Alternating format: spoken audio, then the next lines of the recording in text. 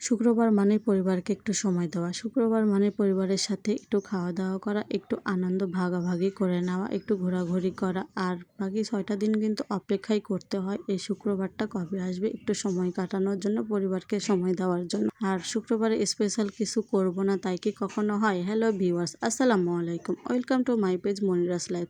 আশা করছি সবাই ভালো আছেন। আলহামদুলিল্লাহ, আপনাদের দোয়া ভালোবাসে আমিও ভালো আছি। চলে আসলাম প্রতিদিনের মতো একটা লং ভিডিও। তবে আজকের ভিডিওটা কিন্তু একটু স্পেশাল আমার জন্য, তো কেউ স্কিপ না করে পুরো ভিডিওটা দেখবেন। আর কেউ যদি ইউটিউব থেকে দেখে থাকেন অবশ্যই আমার ইউটিউব চ্যানেলটা সাবস্ক্রাইব করে দিবেন, আর ফেসবুক থেকে দেখে থাকলে ফলো দিয়ে পাশে থাকবেন। ধন্যবাদ সকল। তো বাবুর বাবা আজকে সকালেই উঠে বাজার করে এনে দিয়েছিল, কারণ আজকে শুক্রবার। সে বাজার করে এনে দিয়ে সে তো ঘুমাইতেছে যে একটু পরে উঠে নামাজে যাবে, আর বাদ বাকি কাজগুলো এখন আমি করে নেব। আর যা ভাবার তাই কাম, আমি অফ ক্যামেরাতে সুন্দর করে পেঁয়াজ মরিচ যা যা লাগে আজকে রান্নার জন্য সবকিছু কেটে বেছে রেডি করে নিয়েছি, কারণ খড়ির চুলাতে রান্না করব, মাটির চুলাতে। আর মাটির চুলার রান্না খেয়ে আমাদের এত পরিমাণ লোভ হয়ে গেছে, ভালোই লাগতেছে না আর গ্যাসের চুলাতে যায়। আর মাটির চুলাতে রান্না খেয়ে সবাই অনেক প্রশংসাও করছে, তো আমিও আর ভাবলাম যে দেখা যাক এখন থেকে মাটির চুলাতে রান্না করে খাওয়াবো সবাইকে। তো যা ভাবার তাই কাম, এদিকে আমি প্রথমে চিকেনগুলো একটু ফ্রাই করে নিয়েছি, কারণ আজকে রোস্ট করব।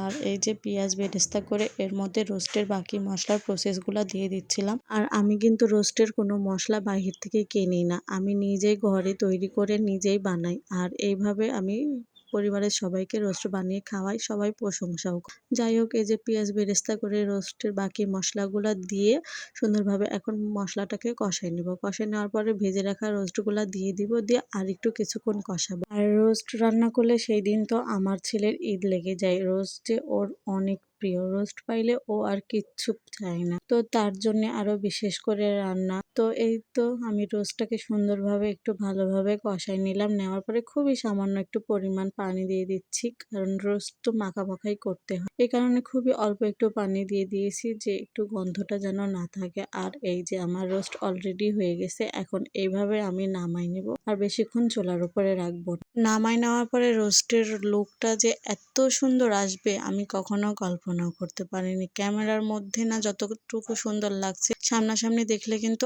আরো অতটা সুন্দর আসতো। এই যে রোস্টের লুক, আর খেতেও কিন্তু সত্যি অনেক মজা হয়েছিল। নিজে রান্না করেছি বলে বলতেছি না। যাই হোক, আজকে একটু কিন্তু বুটের ডাউলও রান্না করি, তার জন্য এই যে আমি অলরেডি পেঁয়াজ মরিচ ভেজে নিচ্ছি।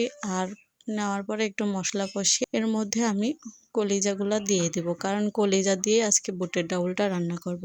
আর আমি প্রেসার কুকারে আগে বুটের ডাউলটা সেদ্ধ করে রাখছি যেন তাড়াতাড়ি হয় রান্না করা। আর আজ শুক্রবার বলে সকাল সকালই রান্নাটা চাপিয়ে দিয়েছি, কারণ বাসায় সবাই আছে, নামাজ পড়ে এসে সবাই একসাথে বসবে খাই, এই কারণে আমি আজকে সকাল সকাল রান্নাটা চাপিয়ে দিয়েছি। রোস্টটা নামিয়ে দিয়ে যে বুটের ডাউলটা আমার হয়ে গেছে, এখন একটু পোলাওটা রান্না করলে আমার রান্নাটা শেষ হয়ে যাবে। আর শুক্রবার মানে তো সবাই একসাথে খাওয়া দাওয়া, এই কারণে আমি একটু তাড়াহুড়া করতেছিলাম যেন একসাথে সবাইকে খাইতে দিতে পারি। তো যা ভাবার তাই কাম, বুটের ডাউলটা নামাই রেখে চলে আসলাম পোলাওয়ের জন্য। পোলাওটাকে এখন সুন্দরভাবে ভেজে নিয়ে তারপরে পরিমাণ মতো পানি দিয়ে দিলেই হয়ে যাবে পোলাও। আর আমি ওইদিকে কিন্তু রাইস কুকারের হাঁড়িতে পানি গরম দিয়েই আসছি, কারণ পোলাওয়ের মধ্যে গরম পানি দিলে কিন্তু তাড়াতাড়িও হয় আর পোলাওটা কিন্তু সুন্দরও হয়। কাঁচা পানিও দেয় অনেকে, আমিও দিয়ে রান্না করি, কিন্তু গরম পানি দিলে কিন্তু একটু ভালো হয়। তো যা ভাবার তাই কাম, এই যে গরম পানি দিয়ে দিয়েছি, আমি একটু দুধ অ্যাড করে দিচ্ছি।